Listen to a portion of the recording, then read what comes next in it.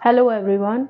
हाजिर हूँ मैं एक बार फिर आप सबके साथ और आज की जो कहानी है वो भेजी है प्रेम ने और ये है रियल हॉरर इंसिडेंट जो प्रेम के और उनकी वाइफ के साथ हुआ दिल्ली शहर में। यूपी से प्रेम है और उन्होंने दिल्ली काम की वजह से शिफ्ट हुए।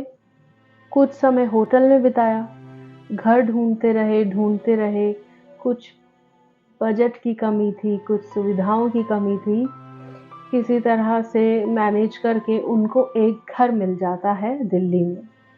अब उस घर में उनकी वाइफ और प्रेम दोनों शिफ्ट हो जाते हैं। शुरू में सब कुछ नॉर्मल होता है।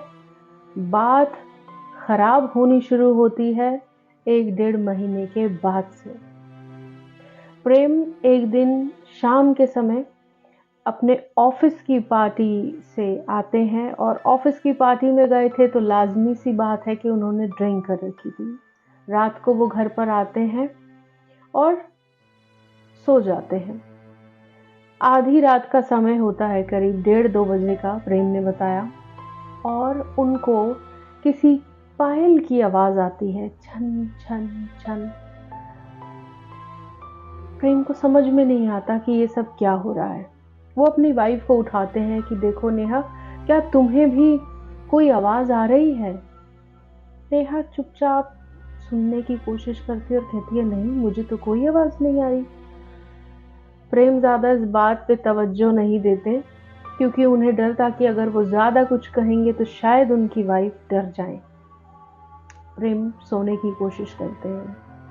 रात बढ़ती जाती है और अब ये आवाज बिल्कुल उनके बेड साइड टेबल के साथ में ही, जिस तरफ उनका सर होता है उसी तरफ वो आवाज आ रही है, छन छन छन।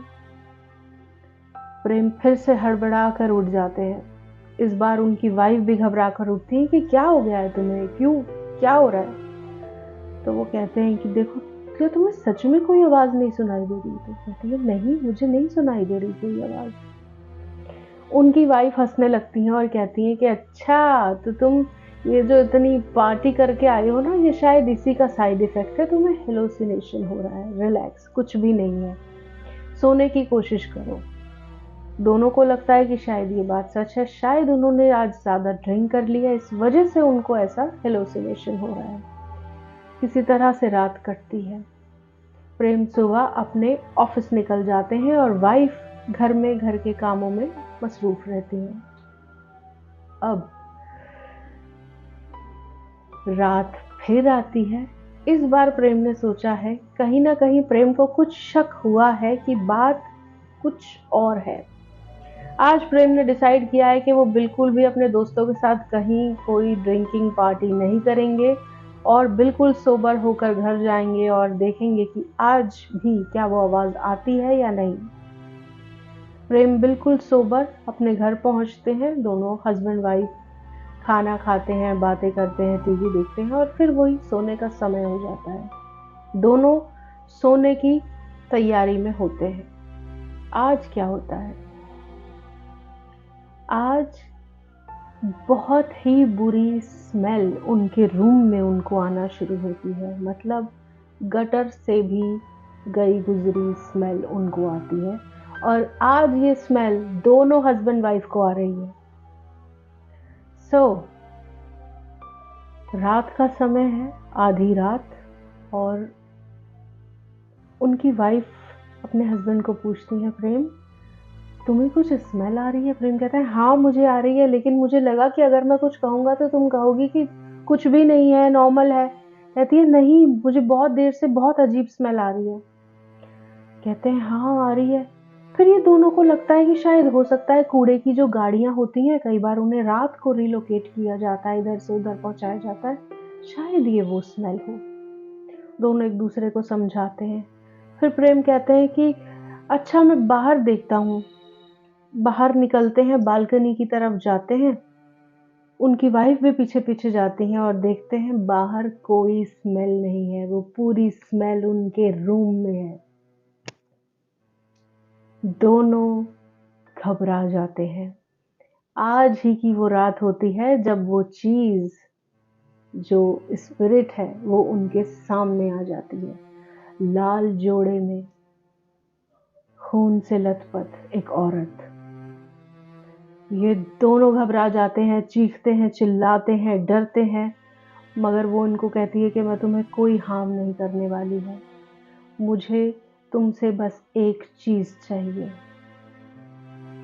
दोनों एक दूसरे की शक्ल देखते हैं और कहते हैं कि क्या क्या चाहिए तुम्हें।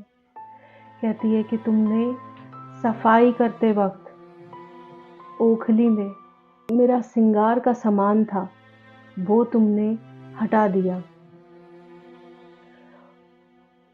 करवा चौथ का आप लोगों को पता होगा कि एक कैलेंडर होता है जिसपे करवा चौथ की कहानी होती है पूरी। वो कैलेंडर बड़ा ही पवित्र माना जाता है सुहागनों के लिए। उस औरत का, उस स्पिरिट का वो कैलेंडर था, सुहाग का सामान था, मटकी, बहुत सारी चीज़ें उस ओखली में थी जो प्रेम ने सफाई करते हुए वहाँ से हटा दी और उन सबको एक गठरी टाइप जगह में बांध के उन्होंने सोचा कि मैं इसको कहीं फेंकाऊंगा, कहीं जल प्रवाह कर दूंगा, कहीं मंदिर में छोड़ दूंगा, लेकिन वो ऐसा नहीं कर पा रहे थे क्योंकि वो बहुत बिजी थे। तो वो कहती है कि बस मुझे मेरा वो सामान जो है उसको वापस उसी ओखली में रख दो, मेरी बस इतनी गुजारिश है। ये लोग कहते हैं कि ठीक है हम अभी रख देते हैं, लेकिन तुम्हारे साथ हुआ क्या है? तो वो बताती है कि करवा चौथ के दिन उनके पति ने उनको जान से मार दिया और तब से वो इस घर में, इसी घर में उनकी मौत हुई और वो इसी घर में कैद हैं, उन्हें मुक्ति नहीं मिल रही। ये लोग इतना घबरा जाते हैं, रात को रात ये दोनों हस्बैंड वाइफ अपना घर छोड़ के ताला लगा के भाग जाते हैं, किसी रिश्तेदार के घर जाते हैं, वहाँ ये सब बातें बताते हैं। ये इतना भयानक इंसिडेंट है कि देखिए मुझे गूज़बम्स आ रहे हैं। सोचे किसी के साथ इतनी खतरनाक चीज़ हो जाए, किसी को कोई स्पिरिट हूबहू दिख जाए तो क्या उसकी हालत होगी। So this is the story और ये रियल इंसिडेंट है। थैंक यू प्रेम, आपने शेयर किया।